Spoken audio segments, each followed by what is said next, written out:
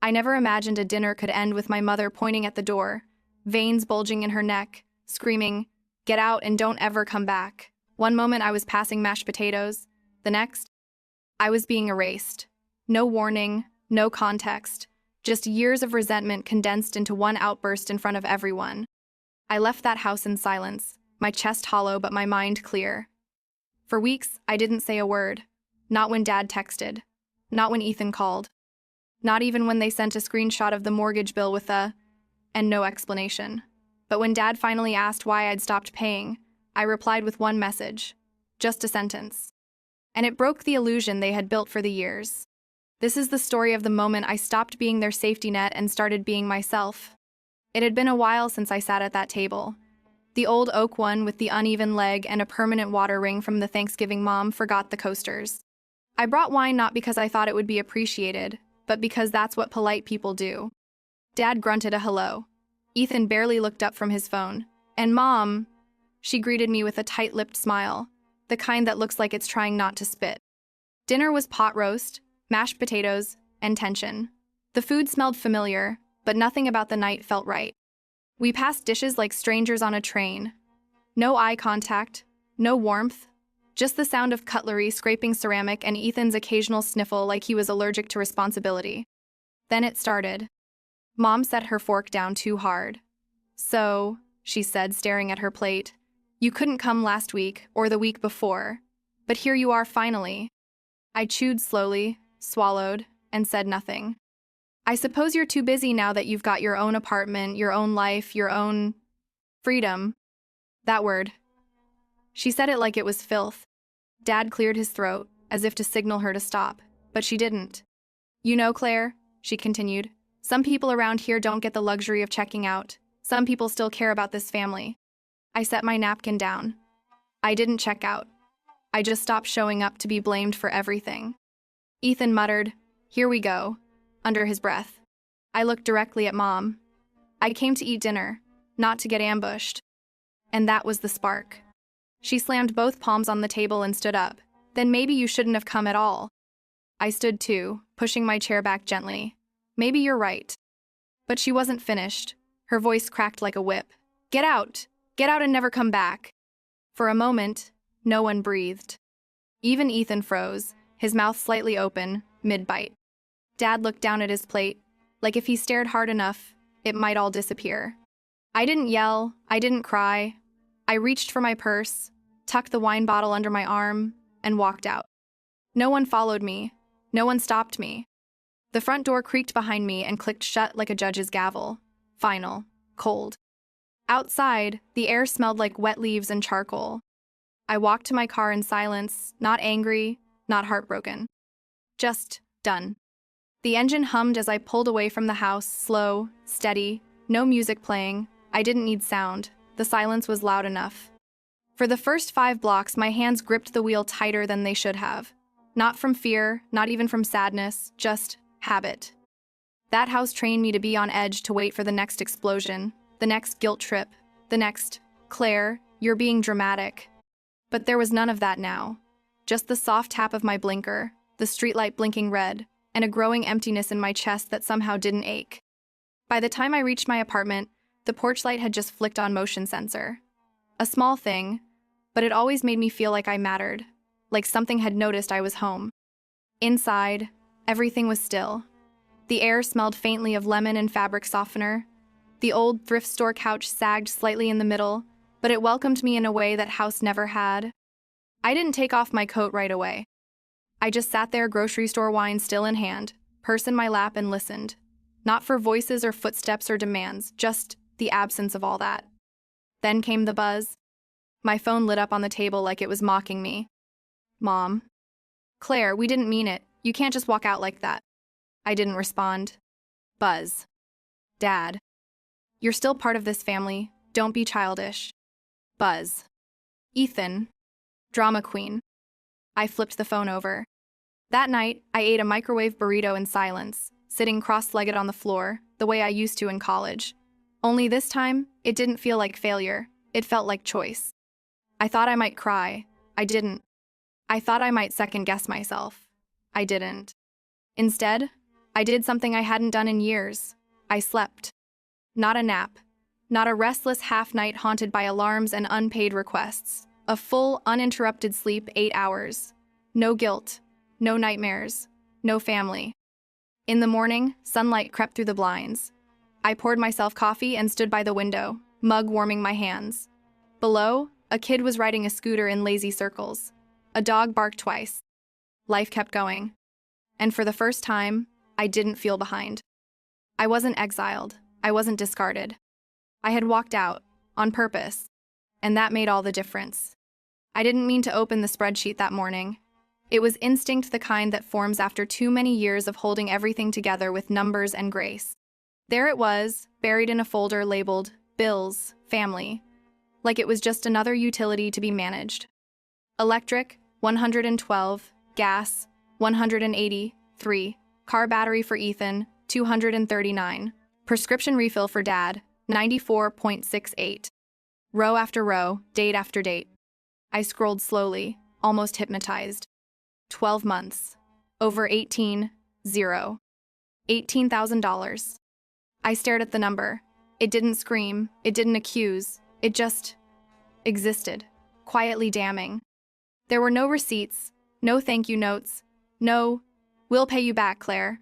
Just withdrawals, transfers, Venmo requests. And that steady drip, drip, drip of my bank account funding their comfort. I remembered the week I got a sinus infection so bad I couldn't speak without coughing. I'd asked Mom to bring soup. She said she was too busy with Ethan's resume. I Uber Eats'd soup to myself while transferring $300 for a broken dishwasher. Or the time I had to skip my coworker's bridal shower because Dad had a temporary lapse in car insurance. I wired $600 from my vacation savings that night. I never told anyone. Just smiled at the office the next morning like I hadn't erased my one trip to the coast that year. What hurt most wasn't the money. It was the memory of how easily I gave. How normal it had become. How they never once asked, "Do you have enough for yourself?" I closed the spreadsheet. For a moment, I sat frozen, not in anger, but in the kind of clarity that doesn't blink. This wasn't generosity, it was erosion. And I wasn't a daughter to them.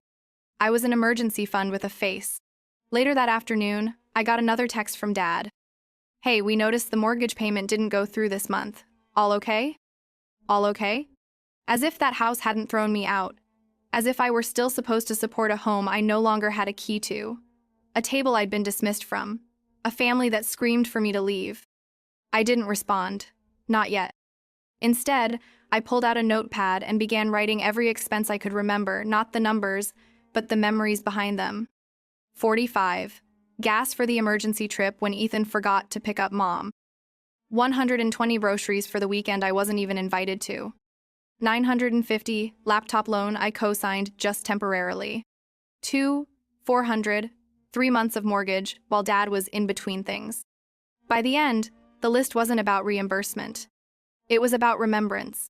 Because before I said goodbye, I needed to stop pretending they hadn't already taken everything I had. For days, I said nothing. Not to them. Not to myself. Not even in my own journal. There's a kind of silence that feels like mourning a low, humming ache under your ribs where something used to live. I wasn't grieving them. I was grieving the version of myself who believed they'd change. Then Dad texted again. No apology. No context. Just, "Why did you stop paying the mortgage?" 8 words. It took me 20 minutes to process them. I read it over and over, like maybe I'd missed something. A greeting, a question mark, a trace of humanity. But it was all demand. No. How are you? No. Are you okay? Just a tap on the glass of the ATM machine they thought I still was. I didn't respond. Not yet. Instead, I opened my old emails and searched for the mortgage confirmation receipts. For months, I'd wired $300 on the 15th like clockwork, automatic, unquestioned. But suddenly I wanted answers. So I called the bank. A woman named Jessica answered. Her voice was calm, professional, like she had no idea she was about to detonate a decade of family mythology. I gave her the address, confirmed my name, waited. She paused. "Ma'am, that account is currently 7 months delinquent." I blinked. "I'm sorry, what?" She cleared her throat gently. It's in pre-foreclosure. Last payment received was over half a year ago. I stared at the wall in front of me. 7 months. That meant even while I was still sending money, they weren't paying the bank. I thanked Jessica, hung up, and sat in silence. Not shock, not rage, just the cold, clear stillness of betrayal finally naming itself. I opened my banking app, scrolled back, transaction after transaction. 300 every month. No skip dates, no delays. Where did it go? What had they done with the money? A knock echoed in my memory the way Mom once knocked on my door to say, "Claire, you're so responsible, not like Ethan." I had smiled then, thinking it was love. Now I saw it was inventory. They never respected me. They relied on me. There's a difference. That evening, I got a message from Ethan. "Mom says you're being dramatic. Just pay this month and things will be fine." Fine. Funny how people who break you still expect you to fix everything. I set the phone down, didn't even bother replying. Because the silence wasn't weakness anymore. It was a shield. A line drawn in the sand. And this time, I wasn't stepping over it to save them. I didn't sleep that night. Not because I was angry, I'd moved past anger. Not because I was afraid they had no more power left to wield. I was awake because the truth had finally snapped into focus. I had been paying for a house that was already being lost. They knew it. And they never said a word. I spent the early hours cross-referencing old transfers with my text history. The pattern was cruelly consistent. Every time they asked for money, it was wrapped in urgency and sweetness. Just for now. Only until things stabilize. "Claire, you're the only one we can count on." The last mortgage payment I made was 7 months ago. That month, Mom texted, "Thank you, sweetheart. This house is still standing because of you." Except it wasn't. It was already slipping beneath the surface, and they let me sink with it. By sunrise, I'd collected every receipt, every transfer screenshot, and every single message with a $sign. I stared at them on my screen like crime scene photos. Then the phone rang. Ethan. I picked up. "Claire, finally." "Mom's freaking out. The bank sent another notice. We need to figure this out. What's your plan?" I blinked. "My plan? You were paying the mortgage, then you just stopped. Now the bank's on our neck. What are you going to do about it?" A long pause stretched between us. I could hear the sound of a cereal spoon clinking in the background. "What am I going to do about your foreclosure?" I asked slowly. His tone shifted. "Don't play dumb. You've always helped. It's just one more payment. They'll work with us." I almost laughed, but it wasn't funny. "I called the bank," I said. Silence. "I know the house has been delinquent for 7 months, even while I was still paying." Another silence. He shifted. "I mean, Mom said you were only covering part of it and she had to use some for other things." I cut in. "What other things?" He hesitated. "Dad's dental work, the truck repairs, Ethan's classes." I raised my voice, for the first time in years. "Ethan's what?" "My graphic design certification. Mom said you'd want to help." That was it, the final crack. They had used me. Not out of desperation, but because they thought I would never question it. Later that day, Mom called. I didn't answer. Her text came 5 minutes later. "Claire, I'm sorry if you felt taken advantage of, but this house is your home too. You'll regret letting it go." That word again, regret. Always their favorite weapon. I opened the spreadsheet. The total I'd contributed since that first temporary help message. 19,840.17. Almost $20,000. No contract. No thanks. No ownership. Just blind, hopeful loyalty. I didn't feel regret. I felt clarity. For years, they taught me that love meant sacrifice, that being the good daughter meant bleeding quietly so no one else had to. But what I'd been living was not love. It was manipulation. It was silence weaponized as obligation. And now, for the first time, I saw the truth with brutal precision. They didn't lose the house. They spent it. And they expected me to be the receipt. I sat with the phone in my hand, staring at Dad's last message. "Why did you stop paying the mortgage?" I could have written a novel. I could have listed every bill, every sacrifice, every birthday I spent alone because I was working overtime to cover a home I was never truly invited into. But I didn't. Instead, I typed one line. Simple. Final. You screamed, "Get out!" So I did. And that includes my money. I hit send. And for the first time in my life, I didn't flinch. Minutes later, my phone buzzed like a hornet's nest. Mom. Claire, don't do this. You're being emotional. Families fight, it doesn't mean you stop helping. Dad. You're punishing everyone because you're hurt. That's not fair. Effin. Wow. All that talk about being mature, guess that was fake too. I turned off notifications. Not out of anger. Out of peace. That afternoon I made tea, mint and chamomile. I drank it slowly while rereading their messages.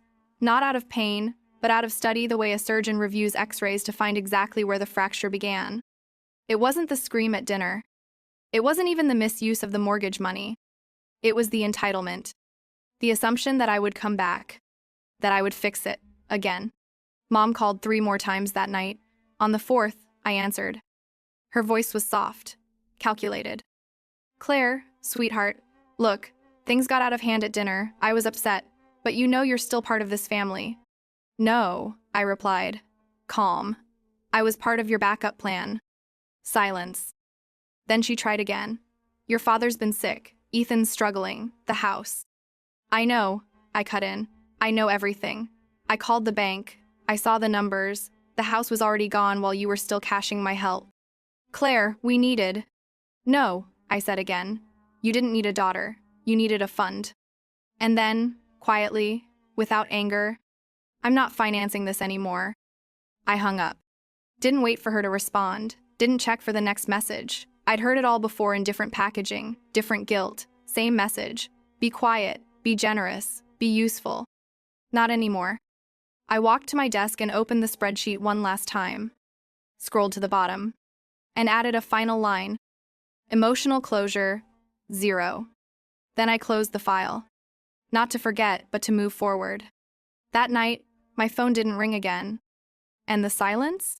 It didn't hurt. It healed. The next morning, I didn't check my phone. Not out of defiance, but because I no longer expected anything from it. No more pleading messages, no more veiled guilt dressed as love. Just peace. I lit a lavender candle, played soft jazz, washed the dishes from the night before, every movement slow, measured, intentional.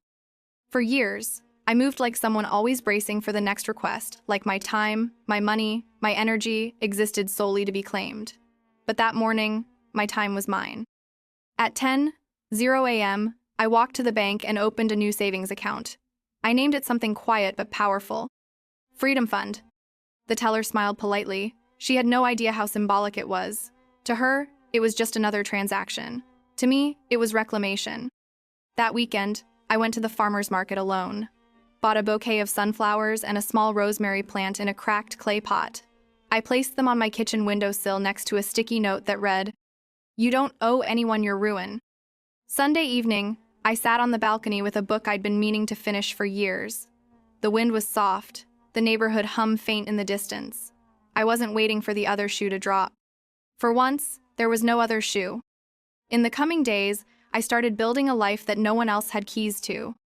I unsubscribed from all the old Noise family chat threads, group alerts, financial reminders tied to their names. I deleted recurring transfers, removed shared logins. I stopped living as their backup plan. And slowly, something strange began to happen. I started dreaming again. Not the frantic, problem-solving kind of dreams that used to haunt me at 3 a.m., but real ones.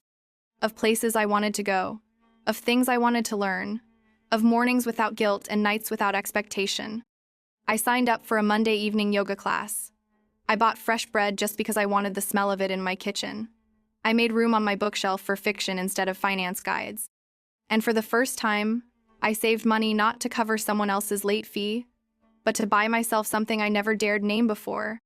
A future that didn't depend on anyone else's crisis. That week, I didn't hear from them. Not Mom, not Dad, not Ethan. And that silence? It wasn't empty, it was earned. I had untangled myself from the invisible web they wrapped around me for decades. Guilt, obligation, the threat of abandonment if I ever dared say no. I had said it. And I was still here. Whole, standing, free. It took me a long time to realize that peace could feel like something other than guilt. For most of my life, silence meant something was wrong. Mom's silence meant punishment. Dad's silence meant disapproval. Ethan's silence meant manipulation was on its way. But here, in this small apartment above a bakery, silence meant stillness. No one waiting to call me selfish if I set a boundary. No one sending passive-aggressive messages laced with fake apologies and veiled demands. No one asking for just one more payment, like I didn't already give up years of myself. One evening, I sat on the floor with a cup of peppermint tea. It was raining lightly. I could hear the soft drip against the window and the steady hum of the ceiling fan above me. I had just paid rent early. The fridge was stocked with things I liked. A rosemary plant bloomed on the sill. I felt safe. That's when the letter came. Plain envelope, no return address. Inside, a final notice from the bank foreclosure in effect. The house I grew up in would be repossessed by the end of the month. I stared at it, expecting the familiar stab of responsibility, the reflexive guilt. But it never came. Instead, I folded it once, then again, and dropped it into the shredder. Not out of vengeance, out of freedom. That house had never been mine, not really. It had been built with drywall and expectations, paid for with silence and sacrificed birthdays, maintained by the lie that love means endurance, even when it breaks you. I stood at the window, watching taillights pass through the fog, and whispered aloud for the first time. I am not the villain in their story, but I refuse to be the hero who keeps saving them. I opened my notes app and wrote one final message not to send, but to remember. I didn't walk away from my family. I walked back to myself. That night, I didn't dream. I didn't toss. I slept. And when I woke, the world was quiet. Not empty. Not sad. Just mine. In the quiet after I walked away, I finally heard the voice of God. For years, I thought sacrifice meant holiness, that being the one who gave the most meant I was being like Christ. But I've come to understand something deeper. God does not call us to be abused in the name of love. He calls us to walk in truth, in peace, and in dignity. Even Jesus withdrew when people tried to use him for their own gain. He never let manipulation wear the mask of mercy. This story isn't about bitterness. It's about boundaries born from wisdom, about realizing that enabling broken patterns isn't kindness, it's a disservice to everyone's growth. To every older soul watching this, it's never too late to choose peace, to say, no more, with grace, to trust that God sees your worth, even when others never have. If this story spoke to your heart, I invite you to share your thoughts in the comments below. And if you believe in healing, truth, and the courage to walk away, please subscribe for more stories that reflect God's quiet strength in everyday lives.